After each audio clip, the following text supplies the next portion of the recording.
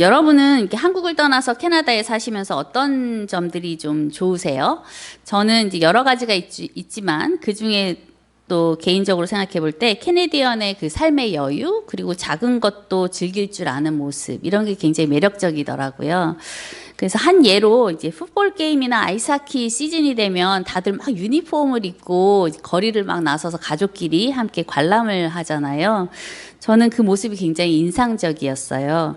그래서 제가 위니펙에 왔을 때 일부러 풋볼 경기를 좀 관람한 적이 있습니다. 그 경기장에서 그 온 캐네디언들의 그 분위기가 너무 좋잖아요. 그걸 좀 느끼고 싶었어요. 그래서 예상대로 저는 풋볼에 대해서는 전혀 모르는데도 불구하고 저의 기분조차도 막 업시켜주는 아주 즐거운 관람 분위기더라고요. 그런데 제가 경기는 잘 모르잖아요. 그래서 좀 룰을 모르니까 중간중간 약간 지루함 감이 있더라고요. 그러다가 이제 제가 경기를 보고 중간에 좀 아주 다 끝나기 전에 일이 있어서 이제 먼저 나가야 되는 일이 있었어요. 그래서 경기장에서 나왔는데요. 그때 이제 나중에 끝까지 남아있었던 저희 조카한테 들어보니까 제가 나가고 난 그 다음부터 계속 막 역전에 역전을 막 거듭하는 아주 익사이팅한 경기였다고 해요. 그래서 그 얘기를 듣고 제가 너무 많이 아쉬웠습니다. 간만의 차이로 제일 즐거운 그 순간을 제가 이제 못 느낀 거잖아요. 그런데 또 그런가 하면 제가 이제 레드리버에서 ESA를 했는데요. 이제 저희 클래스가 좀 모범 클래스였어요. 그래가지고 그 위니펙 로열 발레단 그 공연을 관람할 수 있는 기회를 얻기도 했었습니다. 아주 멋진 공연이었어요. 백조의 호수였거든요. 그래서 레드리버 다니는 분은 아시겠지만 반이 굉장히 많은데 그 중에 딱 두 반만 관람할 수 있었거든요. 그래서 그 혜택을 또 받아서 멋진 공연을 볼 수 있었던 거였어요. 어쩌면 우리 인생이 좀 그런 것 같습니다. 어느 때에는 좋은 기회를 놓치기도 하고요. 또 어느 때에는 다른 사람이 누리지 못하는 좋은 기회를 이제 잡기도 하는 거죠. 오늘 우리가 함께 나눌 말씀은요. 어떻게 보면 좋은 기회를 놓친 한 사람에 관한 것입니다. 지난주까지 열왕기상을 살펴보았잖아요. 이제 이번 주부터는 열왕기 하로 넘어갔습니다. 그래서 열왕기 하에서는요, 열왕기 상에 이어서 계속해서 북이스라엘과 남유다의 그 왕들의 스토리가 나오고 있죠. 또한 선지자 엘리야가 이제 퇴장을 하게 되고요. 엘리사가 엘리야의 뒤를 이어서 선지자로서 활약하는 모습도 많이 보여주고 있는데요. 오늘 함께 살펴보게 될 열왕기하 6장과 7장에서도 엘리사가 등장합니다. 특별히 아람으로부터 괴롭힘을 당하던 북이스라엘이요. 잠깐 동안 불안정한 평화를 누리게 되는 장면이 6장에 등장을 해요. 그래서 북이스라엘이 잠시라도 이렇게 평화를 누릴 수 있었던 것은 하나님께서 엘리사를 통해서 그들을 아람으로부터 지켜주셨기 때문이었어요. 아람이 아무리 북이스라엘을 공격하면서 무너뜨리려고 해도 하나님이 엘리사를 통해 미리 다 알려주셔가지고 북이스라엘을 도와주신 거죠. 그래서 아람은 그 목적을 이루기가 어려웠어요. 그러다 보니까 결국 아람에서는 엘리사를 죽여야겠다고 생각하고 이제 말과 병거와 큰 군대를 보내서 성읍을 둘러쌉니다. 엘리사의 사환이 그것을 보았어요. 그 본 순간 두려움에 휩싸였죠. 그동안 하나님이 엘리사를 통해서 하신 일들이 많이 있었는데도 불구하고 엘리사의 사환조차도 아람이라는 적군에 대해서는 두려움을 가지고 있었던 것을 보게 되는 거죠. 그러나 엘리사는 사환에게 두려워하지 말라고 말해줍니다. 그리고 기도하죠. 사환의 눈을 열어서 하나님께서 그들을 어떻게 보호하고 계신지를 보게 해달라고 기도했어요. 그 기도대로 그 사환의 눈을 하나님이 열어주셨습니다. 그 눈에는 하나님의 불말과 불병거가 산에 가득하여 둘러 보호하고 계신 것을 이제 보게 되는 거였어요. 그게 보였던 거예요. 그리고 대조되는 일이 생기는데요. 그들을 둘러싸던 아람의 군대는 오히려 눈이 멀게 되어서 아무것도 보이지 않는 두려움 가운데 빠지게 되죠. 이런 일들로 인해서 아람으로부터 북이스라엘이 잠시 더 평화를 누리게 됩니다. 전쟁이 잠시 멈춘 거죠. 하지만 6장 24절은 바로 전에 23절에 이러한 평화를 깨뜨리고 있어요. 이후에 라는 말과 함께 상황이 바뀌고 있음을 이제 나타내주고 있는데요. 어느 정도의 시간이 흘렀는지는 성경에서 우리가 알 수 없지만 이제 그 평화가 깨어졌음을 알게 됩니다. 아람 왕인 베나닷이 온 군대를 모아 올라와서 북이스라엘의 사마리아를 둘러싼 거예요. 그로 인해서 성은 고립되어 버렸고, 시간이 흐를수록 성 안에서는 이제 성 밖으로부터 물건이 들어와야 되는데 이제 아람 군대로 둘러싸여져 있으니까 아무것도 구할 수 없게 되고, 식량이 사라지고 이제 굶주림 가운데 있게 되는 거죠. 그 상황을 성경이 표현하기를 나귀 머리 하나에 은 80세겔이요 비둘기 똥 4분의 1갑에 은 5세겔이라 이렇게 표현을 했어요. 평소에는 거들떠도 안 보고 먹지도 않는 이런 뭐 나귀 머리 뭐 이런 것이 엄청난 가격에 팔리고 있다는 거죠. 그 정도로 성 안에 먹을 것이 없어서 심각하게 굶주린 비참한 상황을 표현하고 있습니다. 그러던 차에 한 여인이 왕에게 재판을 요청합니다. 왕은 여인의 사정을 다 듣기도 전에 이미 굶주림을 해결해 달라는 건가 보다라고 생각하고는 답을 해요. 그러나 그 대답은 왕의 무력함만을 드러내는 실망스러운 답일 뿐이었어요. 왕은 여호와께서 너를 돕지 아니하시면 내가 무엇으로 너를 도우랴? 타작마당으로 말미암아 하겠느냐? 포도주 틀로 말미암아 하겠느냐? 이렇게 대답을 해요. 타작마당도 포도주 틀도 제 기능을 할 수 없을 만큼 타작할 양식도 없고 포도주를 만들 포도도 다 메말라 버렸기 때문이죠. 그 모든 근원이 하나님으로부터 나오는 것임에도 하나님께서 침묵하시는 것 같아서 자신은 왕일지라도 할 수 있는 일이 없다고 대답을 해주는 거예요. 이러한 왕의 대답은 하나님께만 답이 있다는 것을 어렴풋이 아는 것처럼 보이죠. 그래서 우리는 이 왕은 좀 다른가? 이런 생각을 하며 기대하게 됩니다. 하지만 과연 그럴까요? 왕의 이러한 대답 이후에 이 여인이 이제 자기 사정을 호소하는데요. 이 호소를 통해서 우리는 지금 성 안의 상황이 어느 정도인지를 바로 알 수 있게 됩니다. 여인의 호소 내용은 어떤 다른 여인과의 사이에서 일어난 다툼 때문이었어요. 이 두 여인이 너무나 굶주려 있다 보니까 자신의 아이라도 먹자고 의논을 한 거예요. 설마 살아있는 아이를 먹자는 건 아니겠죠. 굶주림이 가져온 이 비참한 의논으로 인해서 지금 송사하고 있는 이 여인의 아이부터 나누어 먹었습니다. 그 다음에 다른 여인의 아이를 먹자고 했더니 그 여인이 자기의 아이를 숨긴 거예요. 정말 경악할 만한 내용의 송사인 거죠. 사마리아 성의 사정이 어느 정도로 열악한지를 보여주는 끔찍한 사연입니다. 어미와 자식이라는 특별한 관계의 설정에서 그 자식을 먹고서라도 살아야 하는 이 비참한 상황들, 끔찍한 상황인 거죠. 그 소식은 왕의 심정에도 극심한 고통을 가져다 주었습니다. 그래서 왕은 옷을 찢으며 비참한 상황에 대해서 고통스러운 심정을 표현을 해요. 어찌해서 이 지경까지 되었는가 하는 거죠. 그런데 그런 왕의 다음 행동이 우리를 의아하게 만들어요. 왕은 갑자기 엘리사에게 모든 책임을 전가합니다. 엘리사가 죽음으로써 이 문제가 해결될 수 있다고 생각하는 것처럼 보여요. 마치 지난 시간에 보았던 것처럼 아합이 엘리야에게 이스라엘을 괴롭게 하는 자라고 말하잖아요. 또 이세벨이 자신의 신들에게 맹세하면서 엘리야를 죽이겠다고 말하는 것도 떠오릅니다. 오늘 본문에서 등장한 왕이 구체적으로 누구인지 말하고 있지는 않지만 대략 아합과 이세벨의 후대라는 것을 추측할 수 있죠. 또 아합의 아들 여호람이라는 얘기도 있고요. 이 왕이 엘리사에게 분노를 하면서 하나님을 빙자해요. 그래서 그를 죽이겠다고 사자를 보내고 자신도 뒤따라 갑니다. 그러나 엘리사 앞에서 왕은 여전히 무력하기만 하죠. 엘리사는 하나님이 이미 알려주셔서 방어를 하게 되는데요. 그때 장로들이 엘리사와 함께 있었다고 성경에 나와 있어요. 국가의 원로들이 이 위기 상황에 왕이 아니라 엘리사와 함께 있다는 거죠. 또 그들에게 말해서 문을 닫고 왕의 사환과 왕을 들여보내지 못하게 하는 거예요. 그런데 왕이 아무 힘이 없어요. 그러니까 너무 무력한 거죠. 결국 왕과 사자는 엘리사를 죽이겠다고 왔지만 그냥 문 밖에서 소리로만 한탄할 뿐입니다.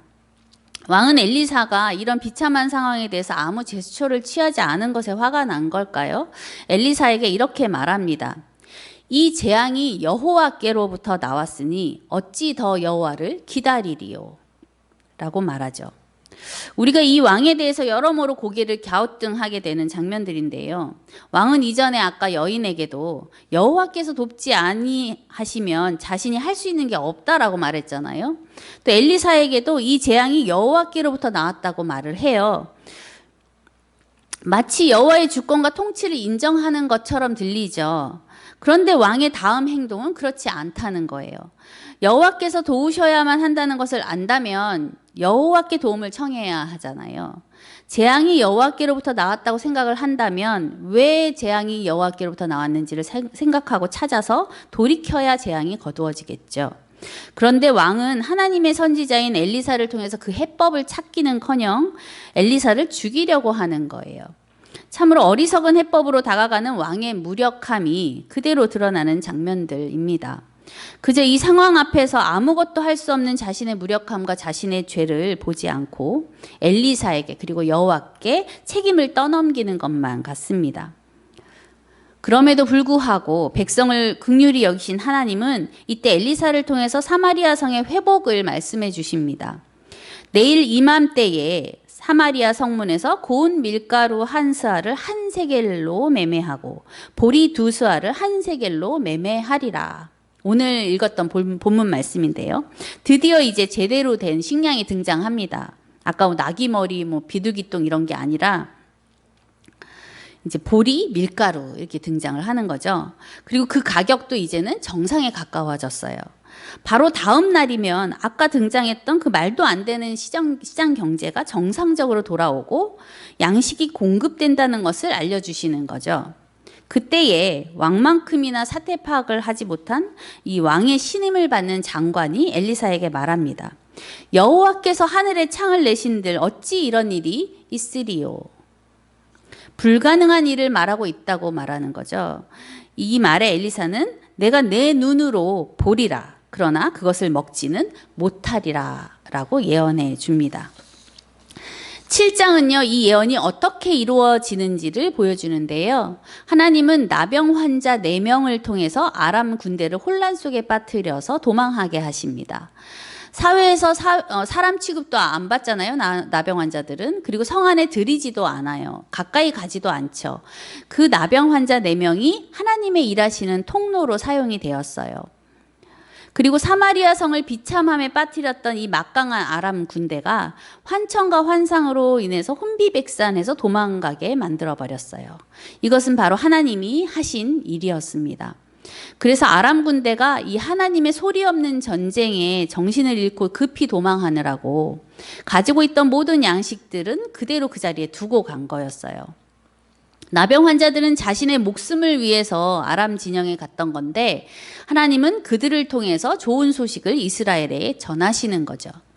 하나님은 하나님의 일을 이루시는 데 있어서 한계가 없으시다고 계속해서 말씀드리고 있습니다. 하나님의 일하시는 방법도 또 통로로 사용하시는 데에도 상식이나 한계가 걸림돌이 되지는 않죠. 하늘에 창을 낸들 어찌 그런 일이 있겠냐고 장관은 말했잖아요. 하지만 사실 하나님은 하늘에 창을 내어서 일하실 수도 있고요. 또 하늘의 창을 굳이 내지 않으셔도 그런 일을 쉽게 이루실 수 있는 분이십니다. 이제 엘리사가 예언한 대로 시장 경제는 정상으로 돌아오고 사마리아의 굶주림도 해결되는 시점입니다. 그래서 성문에서 음식이 거래되기 시작했는데요. 음식이 등장하자 그동안 굶주렸던 사람들이 막 몰려들었겠죠. 많은 사람들이 몰려드는 바람에 마침 성문에서 지키고 있던 그 장관이, 아까 그 장관이 사람들에게 밟혀서 죽음을 맞이하게 됩니다. 엘리사의 예언대로 곡식들이 정상적으로 거래되는 기적적인 현장에 있었지만, 그래서 그 눈으로 그 장면을 보았지만 그 기적을 누리지는 못하게 된 거죠. 음식이 눈앞에서 거래되었지만 그 음식들을 맛볼 수는 없었어요. 그의 불신앙의 대가를 지불한 것입니다. 이게 이제 오늘 우리가 살펴보게 되는 열왕기하 6장과 7장의 이야기입니다. 제가 한국에서 2007년부터요, 온누리교회를 다니기 시작했어요. 그러면서 수년 동안 회복사역이라는 것과 인연을 맺었는데요. 그래서 회복사역 프로그램 간사도 하고 그러면서 여러 기회를 만나곤 했어요. 국내뿐 아니라 이 해외에 회복사역을 하시는 많은 강사분들이 오셔서 집회나 세미나나 강의를 하곤 하셨거든요. 그런 분들의 강의나 집회를 경험한다는 것이 이곳에서도 어렵지만 한국에서도 흔한 것은 아니었어요. 그럴 때 보면요, 참 희한하고도 어쩌면 당연한 현상들이 항상 있곤 합니다. 강사분의 설교나 강의는 같잖아요. 그런데 듣는 이들의 반응은 다르다는 거죠. 어떤 분은 그 시간에 정말 큰 회복을 경험하고요. 어떤 분은 그 시간이 인생의 터닝 포인트가 되기도 합니다. 그런데 누가 생각해도 그 사람이 꼭 들어야 하는데 라고 하면 그 부분에서 졸고 있거나 아니면 갑자기 일이 생겨서 그 강의를 참석하지 못한다거나 그런 식으로 그 기회를 놓치게 되는 사람이 꼭 있는 거예요. 물론 다 사람마다 타이밍이 있죠. 그렇긴 해도 정말 그 시간을 통해서 큰 은혜를 받는 다른 사람들을 보면 그 상대적으로 그 기회를 놓친 분들에 대해서는 많이 안타깝고 아쉽습니다. 우리가 예수님을 믿는다는 것은 예수님으로 인해 옛사람을 벗어버리고 새 사람을 덧입는 거잖아요. 즉 예수님을 믿음으로 해서 우리가 많은 것들이 변화되어야 마땅합니다. 그런데 세상 사람과 마찬가지로 사람이 변하기가 쉽나 사람은 변하지 않아 이렇게 생각하고 미리 포기하는 이들이 참 많다는 것이 놀라운 일이라고 생각돼요. 네, 물론 세상 사람들은 살아온 시간의 흐름 때문에 그것이 오래될수록 자기만의 삶의 패턴에서 변화되기 어려워지죠. 어쩌면 당연한 것 같습니다. 그러나 우리가 예수님을 믿는다고 하면서 세상 사람들의 원리와 논리를 그대로 가지고 살아간다면 무엇이 그들과 다른 걸까요? 우리가 다른 이유는 우리 안에 예수님이 계시고 예수님께서 우리 옛사람과 옛습관을 십자가에 못 박아 해결하셨기 때문이잖아요. 그리고 또 다른 보혜사 성령님이 우리 가운데 일하신다는 것이죠. 그래서 우리는 사실상 나이가 든다고 해도 새롭게 변화될 수 있다는 것이 당연한 것입니다. 우리 힘으로는 세상 사람과 마찬가지로 변화도 어렵겠다 하겠지만 우리 힘만이 아니라 사람의 생각과 마음을 주장하실 수 있는 성령님께는 너무나 쉽고 가능한 일이라는 거죠. 단지 조건이 있습니다.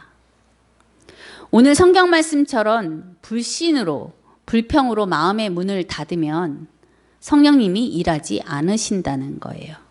우리가 믿음으로 마음의 문을 열고 자발적인 의지로 우리 삶을 내어드리면 성령께서 마음껏 우리 삶 가운데 일하십니다. 이번 달 28일 수요일부터 31일 토요일까지 프리코스타가 위니펙에서 열립니다. 계속 광고하고 있죠. 작년에 참여했던 청소년 청년들은 거의 다 참여해요. 지금 다 등록을 했어요. 왜냐하면 좋다는 것을 알았기 때문이죠. 그런데 좋은 것 같은데 뭔가 자꾸 마음을 뒷걸음질 하는 경우가 있어요. 꼭 있어요. 그래서 참석하지 못하게 만들기도 하고 그러죠. 그럴 때 우리의 의지가 선택이라는 것을 하게 됩니다. 더욱 의지를 업시켜서 참여해 보던가 아니면 딱히 그 시간에 더 중요한 무엇이 있는 것도 아닌데 그냥 참여하는 것을 포기하는 거죠. 또 수요일부터 금요일까지요. 28일부터 30날까지 저녁에는요. 이 등록한 청소년 청년들만이 아니라 우리 누구나 다 참여할 수 있는 오픈 집회가 있습니다. 3일 동안 열려요. 세계 여러 곳에서 활동하는 강사 여러분들이 자비량으로 자기의 비용을 들여서 비행기 티켓을 구입해서 오셨어요. 오직 그들이 경험한 하나님을 나누기 위해서 자신의 시간과 물질과 에너지를 헌신한 거죠. 우리의 영적인 성장에 단비 같은 에너지를 채워줄 수 있는 기회라고 생각합니다. 한국보다는 아무래도 이런 기회가 접하기가 좀 어렵잖아요, 우리가요. 내년에는 코스타가 없어요. 프리코스타는 올해 2번째로 이제 끝납니다. 그 이후에 이제 정식으로 코스타가 열리게 되는 것은 다시 이제 의논이 되어져야 되고요. 내년에는 열리지 않을 것 같습니다. 뭐 언젠가 또 다른 기회가 있겠지. 이렇게 생각하실 수 있겠죠. 그런데요. 또 다른 기회라는 게 반드시 주어질 것이라는 개런티는 우리에게 없습니다. 다음 기회에 하면서 흘려버리지 마시고요. 그 시간을 기꺼이 따로 떼어내어서 하나님 앞에 드려보세요. 간절한 만큼, 기대하고 사모하는 만큼 하나님께서 일해 주실 것입니다. 저녁 7시 반부터 집회가 시작돼요. 같은 공간, 같은 시간 속에서도 그 반응은 천차만별입니다. 성령님은 인격적이셔서요, 억지로 무언가를 하지 않으시더라고요. 우리가 마음이 열리는 만큼 성령님은 그 시간 우리에게 여러 모양으로, 여러 방법으로 일하실 것입니다. 우리가 예수님을 믿고 변화된 삶을 살겠다고 하면서 성경도 읽지 않고 또 기도도 하지 않고 말씀을 듣는 기회도 소홀히 하면 과연 어떤 통로로 예수님을 경험하시겠습니까?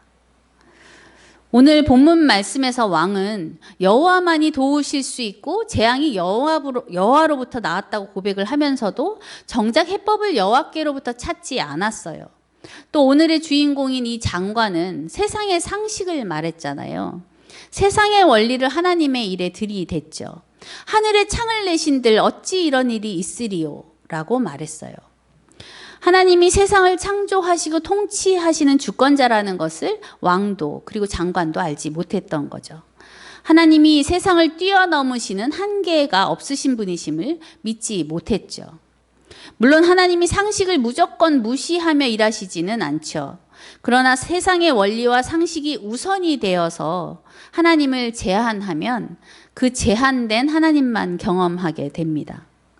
그래서 장관은 하나님의 일하심을 눈으로 보기는 했지만 그 기회를 누릴 수는 없는 비참한 자리에 있게 되었죠. 그것이 오늘 우리에게 던지는 교훈을 각자의 마음속에서 깊이 고민해 보실 수 있기를 바랍니다.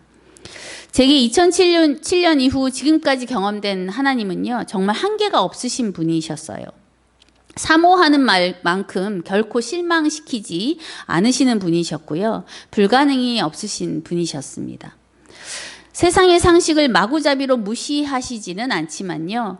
반드시 상식 속에서만 일하지는 않으시더라고요. 그때 우리는 믿음대로 보게 되는 기적을 만나곤 하는 것 같습니다. 그것이 제가 그리고 우리가 하나님을 놓지 않을 수 있게 붙잡아 주죠. 하나님은 우리의 믿음에 반응해 주시는 분이시더라고요. 그러나 믿지 못하는 이에게는 굳이 반응해 주지 않으시는 분이시더라고요. 그것을 보는 건 참 안타까운 일입니다. 마치 그림의 떡이라는 한국 속담처럼 눈으로는 볼 수 있으나 먹지도 못하는 그림의 떡인 거죠.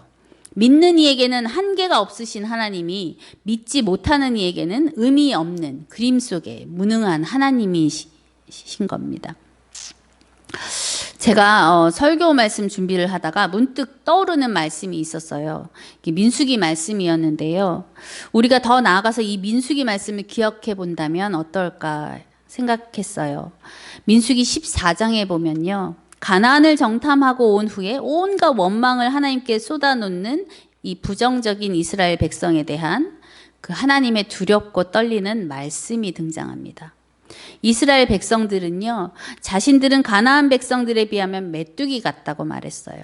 그리고 더 나아가서 차라리 애굽 땅이나 광야에서 죽었으면 더 좋았을 것이라고 그렇게 한탄하며 하나님을 원망했어요. 하나님은 그들에게 진노하시면서 민수기 14장 28절에 이렇게 말씀하십니다. 너희 말이 내 귀에 들린 대로 내가 너희에게 행하리니. 눈앞의 상황만 보고 크신 하나님의 구원을 보지 못하는 이들에게, 그리고 그로 인해 원망하고 불평하는 그들에게 하나님은 그 불평과 원망 그리고 온갖 부정적인 말들 그대로 하나님이 들으신 그대로 그들에게 행해 주겠다고 무섭게 말씀하시죠. 그리고 정말로 그들은 광야에서 죽고 가나안에 들어가지 못했습니다. 그들이 말한 그대로 말이죠. 정말 두려운 말씀이죠. 오늘 본문 속의 북이스라엘의 왕처럼 지금의 상황이 왜 일어난 건지 하나님께 묻고 자신을 되돌아보기는커녕 오히려 하나님을 원망하시겠습니까?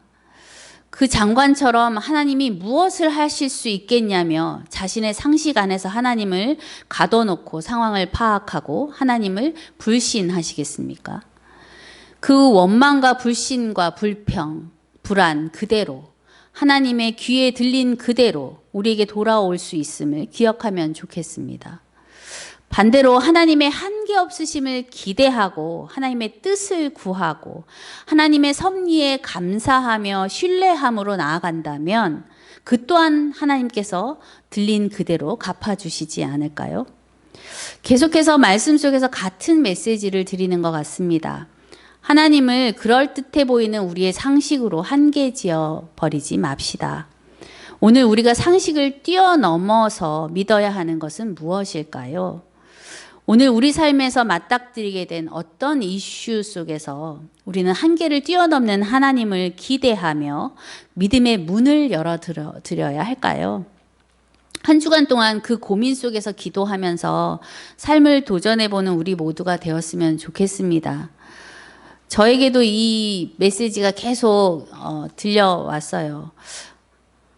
하늘의 문을 여신들 이루어질까? 이런 마음들이 우리 안에 있잖아요.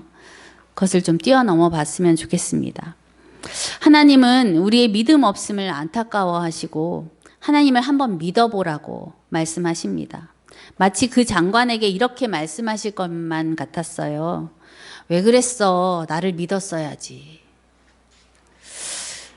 우리는 하나님으로부터 이런 말이 아니라 너의 믿음이 너를 구원하였느니라. 그 말씀을 들을 수 있었으면 좋겠습니다. 우리 삶의 기가 막힌 순간에도 하늘의 창을 내실 수 있는 한계 없으신 그 하나님을 기억하며 믿음의 고백을 올려드릴 수 있는 우리 모두가 되기를 간절히 바랍니다.